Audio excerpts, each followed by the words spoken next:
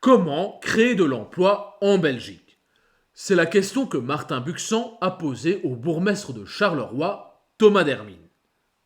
À votre avis, quelle va être l'idée de génie du dirigeant d'une des villes les plus inactives de Belgique? Même si vous n'en attendez rien, vous allez quand même être déçus, mais on voit tout ça en détail dans un instant.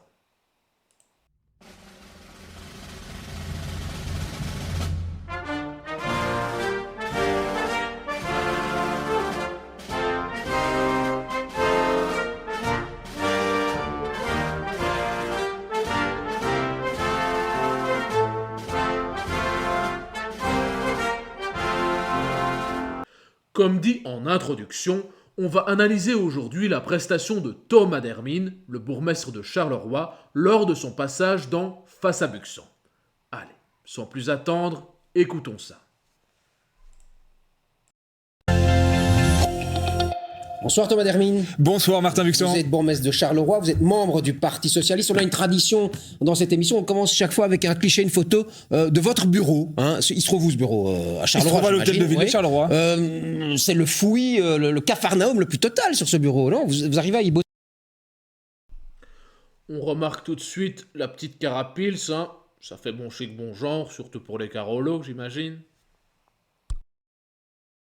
Vous commencez fort, monsieur Buxan, on dirait ma femme, qui me critique sur mon état d'ordre. Mais effectivement, je suis un peu fétichiste et donc je garde des souvenirs, notamment ce magnifique maillot des Zèbres de Charleroi qui a encore gagné hier et qui seront en demi-finale de la Coupe de Belgique cette semaine. Donc en tant que supporter, je dois vous dire que je suis assez sur... Vous êtes chaud, quoi, pour les Zèbres de Charleroi. Et il y aura quoi comme dossier, comme gros dossier cette semaine pour travailler quand même, à côté du football? On a pas mal... Charleroi, c'est une ville qui bouge énormément. On a beaucoup de développement sur le campus universitaire, des nouveaux habitants qui nous rejoignent. Et donc, on a un vrai programme de rénovation de l'habitat. C'est ce qui nous occupe beaucoup pour le moment. Allez, cette semaine, on a vu ceci. On va regarder cet extrait et puis on va en parler. Regardez.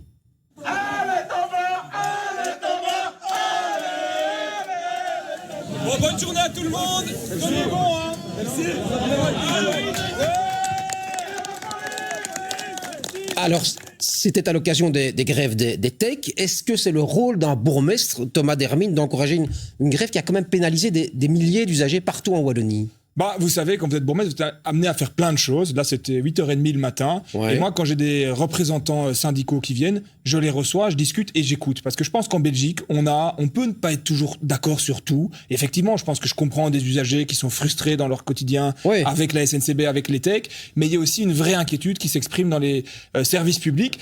Et je pense que le plus important en Belgique... Vous les motivez à faire grève, alors, vous? Je les motive pas à faire grève, mais en tout cas, je pense que c'est important de les écouter. Et c'est un message très fort aussi pour le gouvernement, que ce soit la région ou l'Arizona. C'est qu'en Belgique, on a une tradition de la concertation qu'il faut respecter. Et c'est par l'écoute et par le dialogue qu'on arrive à trouver des solutions. Et pas en faisant penser que les syndicats sont des moins que rien et que les préoccupations des travailleurs ne valent rien. Et si vous aviez été, vous, au gouvernement, en responsabilité, vous auriez fait quoi différemment par rapport au ministre de la Mobilité, justement?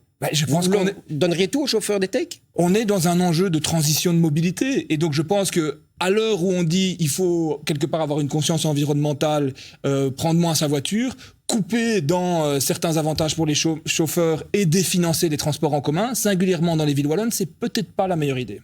Alors, il y a ce dossier de la... Donc, premier sujet de l'émission, c'est les grèves menées par les syndicats de la SNCB et du TEC. On a déjà fait une vidéo sur la chaîne dédiée à ce sujet récemment, donc allez la voir si ça vous intéresse. Mais ici, sans surprise, le bourgmestre socialiste n'encourage pas, mais soutient de tout son petit cœur les syndicats pour qu'ils continuent à emmerder des milliers et milliers de travailleurs que l'État pousse sans cesse à utiliser un service médiocre de transport en commun, car... Vous comprenez, la voiture, c'est très très mal, la déesse Gaïa est très fâchée, il faut sauver la planète, et la seule solution, c'est d'augmenter les impôts, engager toujours plus de fonctionnaires et réduire les libertés individuelles pour tous. Sans répéter tout ce que j'ai dit dans mon autre vidéo, les syndicats bloquent une bonne partie du pays afin de conserver moultes avantages, notamment un statut de fonctionnaire pour les employés de la SNCB. Les chauffeurs de bus, par contre, sont un petit peu plus proches des contrats de travail du privé, bien que l'argent provienne toujours de nos impôts. Évidemment, je n'ai rien contre les chauffeurs de transport en commun, mais je ne vois pas pourquoi je dois payer pour un service que je trouve pourri et que surtout je n'utilise pas. Le TEC et la SNCB sont des gouffres financiers délivrant un service minable, car ce sont des entreprises publiques qui, par définition, ne se confrontent jamais au marché et n'ont donc aucune obligation de résultat ni de rentabilité. Tout ça parce qu'une bande de fonctionnaires profondément incompétents a un jour décidé que toute la Belgique devait être desservie partout, tout le temps et jusqu'à la fin des temps, sans jamais laisser le marché déterminer s'il y trouve de la valeur ou non. Bref, il est grand temps de privatiser ces gabegies étatiques et de laisser l'utilisateur, c'est-à-dire nous, voter avec son portefeuille sur ce qui lui présente de la valeur ou non. Bref, passons à la suite. De l'exclusion des chômeurs de longue durée, hein. Si demain la réforme du chômage s'applique pleinement, est-ce que Charleroi va exploser socialement, Thomas Dermine? Qu'est-ce qui va se passer? Mais c'est hyper compliqué. On a vu Monsieur Clarinval, le génie des chiffres, oui, qui nous disait il y aura un tiers seulement des personnes qui vont venir au CPS. Oui. À Charleroi, on est déjà à au-delà de 80% des gens qui ont pris un rendez-vous. Qui basculent sur le CPS. Qui basculent complètement. Et je pense qu'on ne mesure pas à quel point c'est la catastrophe en Wallonie. C'est-à-dire qu'on a l'industrie qui se crache. Encore demain, AGC, une entreprise historique, va annoncer une restructuration. Vous êtes sûr de ça? C'est nouveau, ça, hein? C'est nouveau. On a la sidérurgie. On a des secteurs qui étaient importants, comme la pharma, qui sont en réduction complète avec l'incertitude dans le contexte macroéconomique. En parallèle, la construction est à l'arrêt, parce qu'on n'a rien trouvé de mieux comme idée au gouvernement wallon d'arrêter les primes. Et donc, on a à la fois le nombre de chômeurs qui explose, plus 12% en un an, et beaucoup de gens qui se retrouvent sur le marché de l'emploi. Mais chez vous, est-ce qu'il y a un risque de faillite de votre ville, de Charleroi, mais ça n'aura pas avec cette réforme? Il y a un vrai risque de précarisation. Oui. Il y a un vrai risque de précarisation. Aujourd'hui, en Wallonie, pour une offre d'emploi, il y a 7 personnes qui sont disponibles sur le marché de l'emploi. Donc, il y a vraiment des pans entiers de la population qui vont basculer dans la précarité. Et vous savez quoi, M. Buclan? Le pire cynisme là-dedans, c'est que le gouvernement wallon coupe des subsides pour les associations de première ligne qui doivent aider les gens dans la précarité. Alors, aujourd'hui, à Charleroi, les Restos du Cœur font une procédure de licenciement, alors qu'il n'y a jamais eu autant de gens dans la rue. Moi, j'arrive pas à J'ai vivre quand avec même ça. entendu votre président de parti, Paul Maillet, dire que le PS ne remettrait pas en cause cette réforme du chômage. Mais je pense qu'on ferait on ferait tout différemment. Oui. Aujourd'hui, moi, vous la remettriez en pourquoi cause je suis ou pas? socialiste? Je suis socialiste Non, parce que je défends la justice sociale et l'emploi. Oui. Et je pense qu'aujourd'hui, c'est l'emploi. Cette réforme. T'es socialiste parce que t'es une grosse merde, surtout. Je pense qu'il faut faire les choses différemment. Et ce qu'il faut faire aujourd'hui, c'est pas pousser des gens vers la précarité, il faut les pousser vers l'emploi. Il y a plein d'emplois qui sont nécessaires dans la société, que ce soit pour aider les enfants à traverser dans la rue, que ce soit pour nettoyer les rues, que ce soit pour accompagner des associations. Et donc aujourd'hui, ce qu'il faut, c'est une vraie solution pour que les gens aient un emploi et pas de dire, vous savez quoi, on va se débarrasser de vous et puis advienne que pourra, vous allez tomber dans la précarité. Donc vous ne remettrez pas Moi, en ça me cause cette révolte. réforme. Non, mais je ferai en sorte qu'on développe des emplois de qualité, n'en perdez pas votre oreillette, pour chacune des personnes. Parce qu'aujourd'hui, on a un gouvernement qui manque d'humanité, qui jette des gens comme si c'était des Kleenex, et puis débrouillez-vous, tombez dans la précarité. Alors c'est justement, le gouvernement vous l'aborde. Donc, deuxième sujet de l'émission, c'est l'exclusion des chômeurs de longue durée. Donc, pour rappel, le gouvernement de Wever a décidé de réformer le chômage afin de mettre fin à une aberration mondiale unique à la Belgique, le chômage à vie. En effet, outre quelques autres petits changements, le cœur de la réforme va limiter les allocations de chômage à 2 ans au maximum. Il a donc été décidé de procéder par vagues en excluant d'abord du chômage les personnes ayant vécu au crochet de la société depuis plus de 20 ans. Oui, 20 ans à sucer l'énergie vitale des Belges de valeur, à les réduire en esclavage, vu qu'ils versent plus de la moitié de leur salaire contre leur gré afin d'entretenir l'oisiveté de ces personnes et qu'elles ne fassent surtout rien de productif ni n'amènent la moindre valeur. Et, bizarrement, dans l'éternel bastion wallon du PS qu'est Charleroi, cette réforme a un impact assez important étant donné que 80% de ces amoureux des rentes d'argent public se sont immédiatement rués vers les CPAS, l'éternelle dernière chance à l'oisiveté. Mais pas de panique, le PS, lui, aurait tout fait différemment. Bon, par différemment, il veut dire sans cesse augmenter vos impôts afin de continuer à arroser d'argent public ces petits protégés passifs. Et, comme le souligne Martin Buxan, Paul Magnette ne souhaite pas revenir sur la réforme car même ce pitre est capable de réaliser à quel point ce modèle est insoutenable dans le temps. Mais rappelez-vous, lui, il ferait tout différemment. Et là, je crois qu'on a assisté à la plus grande masterclass de communisme de ce parti de raté. Je le rappelle au cas où, mais ce type a un diplôme d'économie et sa solution pour remettre tout ce bon monde au boulot, c'est de créer des postes bidons pour faire traverser la rue aux petites vieilles, ramasser 2-3 canettes et créer des associations fantômes arrosées elles aussi d'argent public afin de les administrer. Donc, je vous traduis, il veut dépenser encore plus d'argent public, donc le nôtre, pour occuper ces chômeurs dans des petits boulots auxquels le marché n'accorde aucune valeur. Ne rigolez pas, hein, c'est le niveau des diplômes des universités de Belgique, elles aussi gavées d'argent public. Quand je vous dis que tout ce que touche l'État et le public se transforme instantanément en merde inefficace. Bon, on pourrait se dire, au final, c'est un jeu à somme nulle. Au lieu de payer tout ce beau monde à ne rien faire, ils rendent service à la communauté, ils se sentent utiles, tout le monde est content, n'est-ce pas? Évidemment que non. Premièrement, l'État est incapable d'attribuer une valeur juste à un service.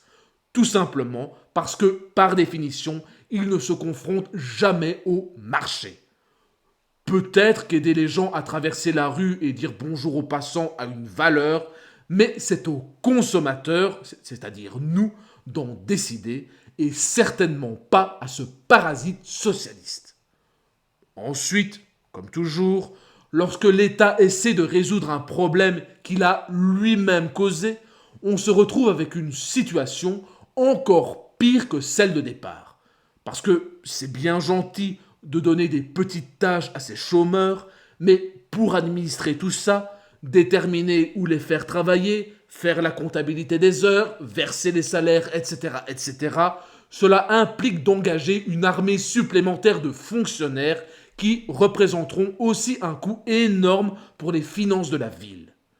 Non, je le répète souvent sur la chaîne, mais ce n'est pas le rôle de l'État de créer de l'emploi, car ça s'appelle du fonctionnariat. Et à la fin, c'est toujours le contribuable qui paye. Et ce n'est pas non plus le rôle de l'État d'aider les gens à trouver du boulot. Le rôle d'un État, c'est d'assurer ses fonctions régaliennes et de mettre en place les conditions favorables à l'entrepreneuriat, et c'est tout. Les gens se débrouillent très bien tout seuls pour créer leurs entreprises, grandir, embaucher et faire tourner l'économie sans que l'État voleur vienne y mettre ses sales pattes. Et quand je dis que l'État est responsable de la situation pourrie d'aujourd'hui, je suis très sérieux. À cause des normes, de la fiscalité communiste qui vole 80% de la richesse produite par les entreprises et à cause d'un code du travail qui rend quasi invirables les employés qui sont nuisibles à votre business, le marché du travail est aujourd'hui effectivement saturé et c'est aussi ce qui explique les fermetures d'entreprises très nombreuses en Belgique et notamment en Wallonie. La solution, ce n'est évidemment pas de créer des postes bidons, de financer des centres de formation ou des organismes comme le Forum, mais bien de réduire l'État obèse et donc la fiscalité pour que l'argent du privé reste dans la poche du privé qui sait très bien comment l'investir et prospérer. Allez, écoutons la suite de l'interview. C'est 1 an de gouvernement Arizona. À part les critiquer, qu'est-ce qu'ils ont fait de positif? Bah, écoutez, je pense que... Ils ont un bon point quelque part ou pas? Moi, je suis économiste de formation et je crois les chiffres. Et donc, on avait M. Boucher, M. De Wever, il y a Ouais. un an, on va tout changer. On en est où aujourd'hui? Le marché du travail, c'est la cata. Le déficit, c'était super simple. On allait avoir une vraie politique courageuse. Que nous dit la Banque nationale?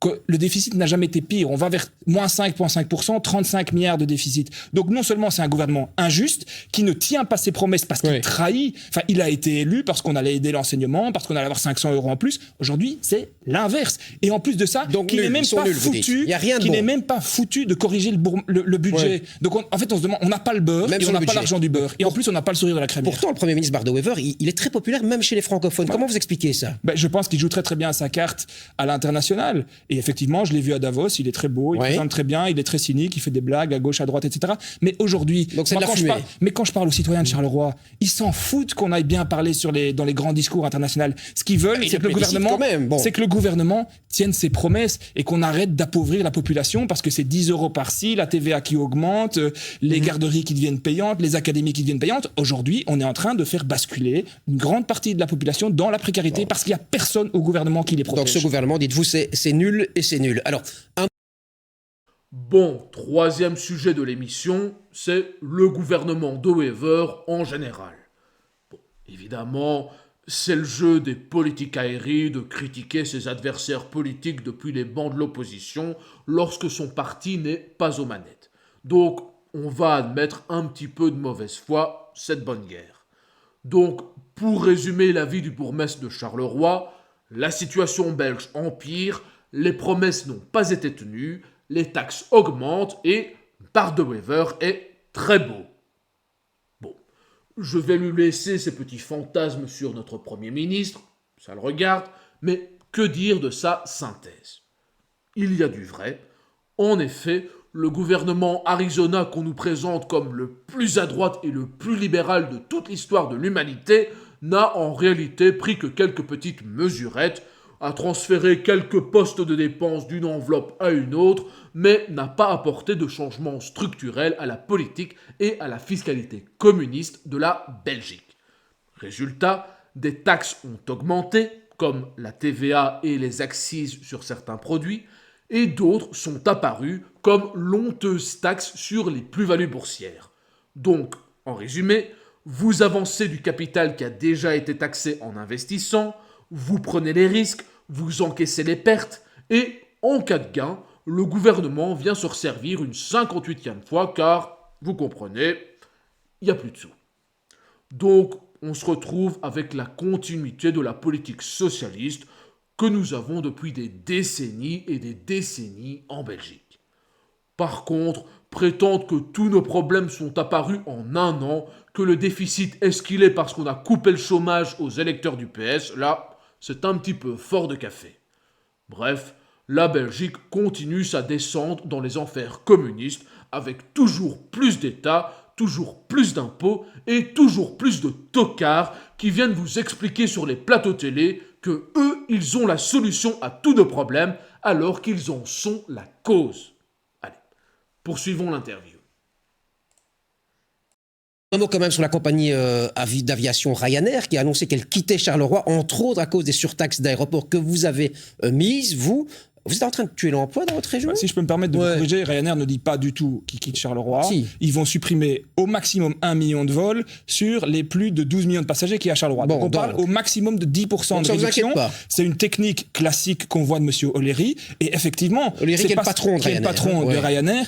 Et moi, bon, on peut se dire ce qu'on veut, mais c'est surtout le gouvernement fédéral qui est visé. Si vous avez mis des taxes. Ben, la taxe de Charleroi, c'est 3 €. Ouais. La taxe de l'État fédéral, 10. c'est 10 €. Ouais. Si vous savez faire une relation entre 10 les plus deux, 3, ça fait 13 ça fait 13, mais ça veut Ouais. dire que la taxe fédérale est 3 fois plus importante que la taxe communale. Donc c'est pas Et votre faute, quoi. Mais la preuve, c'est qu'on supprime des vols Ryanair aussi à Bruxelles. Or, la taxe de Charleroi, je ne pense pas qu'elle s'applique Ouais. à Bruxelles. Mais donc, qu'est-ce qu'on peut faire alors pour que Ryanair maintienne ses avions et Bah, son écoutez, emploi? Ou alors, vous vous dites, on avez n'a pas besoin de aujourd'hui- Ryanair. Vous avez aujourd'hui, moi je suis jeune en politique, j'ai moins de 40 ans, je vis dans une ville qui a des vraies préoccupations. Ce qui est important pour moi, c'est de protéger les entreprises, les PME et les citoyens. Contrairement au gouvernement wallon, contrairement au gouvernement Arizona, c'est d'essayer de dire on va faire payer, ben oui, ceux qui ont les épaules les plus larges. Et donc, Bon. plutôt que de taxer les citoyens, plutôt que de taxer les PME, oui, j'assume qu'on va demander une contribution qui est juste et légitime à Ryanair, l'aéroport. ouais. Sans viser Ryanair, parce qu'on vise l'aéroport. Ouais. Alors, quatrième sujet, c'est le fait que Ryanair quitte Charleroi à cause de la fiscalité communiste de la ville.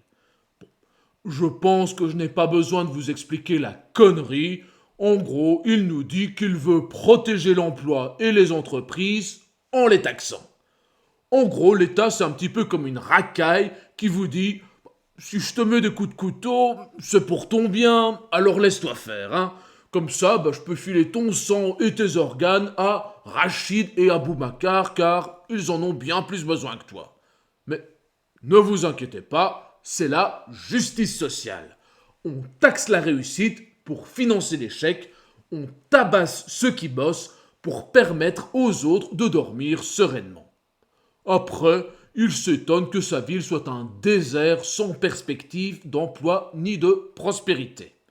Merci le socialisme, merci le communisme et surtout merci aux tocards comme Thomas Dermine. Allez, la suite. On va jeter un œil sur vos communications GSM et c'est assez dingue parce que vous passez en moyenne 8 heures par jour sur votre téléphone. Je pense que vous avez le record des gens qui sont passés ici dans cette émission. C'est la deuxième fois, monsieur Buffon, mais c'est la deuxième fois, on dirait ma femme. Oui. Mais donc c'est quoi? C'est surtout des non, mails, c'est ça, les réseaux sociaux? Non, mais c'est une vraie drogue, nos téléphones. Moi, je l'utilise beaucoup, effectivement, sur les mails, sur WhatsApp. C'est un outil de travail. Et puis, c'est vrai que j'essaye d'être un bourgmestre qui est très, très présent au quotidien. Oui. Et donc, ça demande beaucoup d'interaction et beaucoup par le téléphone. Mais je suis d'accord avec vous que c'est un enjeu dans la société. Moi, quand je vois mes filles qui ont 9 et 5 ans, le rapport aux écrans pose question. Oui. Et quand j'ai vu ça... Oui. Ça m'a posé question. Et aussi vous répondez vous-même aux gens qui vous interpellent sur les réseaux sociaux? Pas toujours, mais j'essaye vraiment, et je pense que c'est important, et je pense que c'est pour ça, en tant que bourgmestre, que on a des bons retours, c'est la proximité. Il faut montrer que les politiques, ils sont aussi dans la vie active, aux côtés des citoyens, et pas que des gens qui prennent des décisions à des années-lumière de ce qui se passe dans la vie des gens. Il y a un débat qui est actuellement en cours, notamment sur les réseaux sociaux, c'est est-ce qu'il faut les interdire aux adolescents de moins de 16 ans? La France est en passe de le faire, ça a été le cas en Australie. En Belgique, on doit faire quoi d'après vous là-dessus? À titre personnel, moi je suis assez favorable, parce que je pense qu'on va se rendre compte dans quelques années, quand on aura du recul, à quel point c'est une drogue, c'est hautement addictif, et ça a des impacts sur notre humeur, mais aussi potentiellement sur notre physique, et donc pour les enfants qui sont les plus fragiles, je pense que c'est pas les interdit aux adolescents. Ça doit être étudié, être étudié en tout cas, mais il faut que ce soit mieux régulé qu'aujourd'hui, et aujourd'hui on n'a pas le recul nécessaire. Et l'anonymat sur les réseaux sociaux, qu'est-ce que vous en pensez? Je pense que ceux qui sont anonymes sur les réseaux sociaux sont des pleutres. Je le vois aujourd'hui, moi, quand j'interagis. On se fait très souvent insulter en tant que politique. Ça ajoute vraiment une vraie charge morale. Moi, ça me touche beaucoup, toutes ces insultes. Et très souvent, c'est par des anonymes qui n'ont absolument aucun courage. Donc moi, j'ai aucun problème quand un citoyen me dit « Votre politique, là, c'est pas bien ». Je lui réponds « On vous le dit en face, construit », mais on me le dit en face. Allez, on a un petit compteur pour quelques... Bon, dernier sujet de l'émission, c'est la consommation de téléphone du bourgmestre de Charleroi. Et donc, vous serez ravis d'apprendre que ce type passe 9 heures par jour sur son téléphone. Ce parasite est payé par vos impôts pour scroller plus d'un tiers de ses journées sur les réseaux sociaux et y déverser ses conneries communistes. Et bien entendu, il est absolument favorable à les interdire pour les enfants de moins de 15 ans ainsi qu'à la fin de l'anonymat, car ça lui fait très mal à son petit cœur quand on lui met sa grosse tête en face de son infinie médiocrité. Et ne vous faites pas avoir, on a déjà abordé le sujet plusieurs fois sur la chaîne, mais cette mesure de soi-disant protection des mineurs est une immense arnaque. Ces fonctionnaires, sans enfants pour la plupart, n'en ont rien à foutre de la jeunesse. Si c'était le cas, ils n'importeraient pas par cargo entier des individus nuisibles venant des pires 3 rats de la planète, ils ne voleraient pas leurs parents à coups de taxes, d'impôts et de cotisations qui vont jusqu'à la tombe afin de piller l'héritage que les parents veulent laisser à leurs enfants, et surtout, ils ne feraient pas exploser la dette qui, au final, n'est que de l'impôt différé que les enfants, justement, devront payer alors qu'ils n'ont jamais voté pour ça. Non. Cette mesure n'a pour but que de forcer l'identification de tout le monde en ligne afin de pouvoir fliquer et museler les paroles qui, comme la mienne, dénoncent leur toxicité et leur parasitisme. Voilà. On va s'arrêter là pour aujourd'hui. En conclusion, Charleroi n'est pas prête de se relever. Likez la vidéo, partagez, abonnez-vous massivement à la chaîne afin de soutenir l'une des rares paroles authentiquement libres et libérales de Belgique. Dites-moi en commentaire si vous aussi vous trouvez Bart de Wever extrêmement beau. Et surtout, d'ici là, n'oubliez pas, la liberté, c'est avant tout un choix.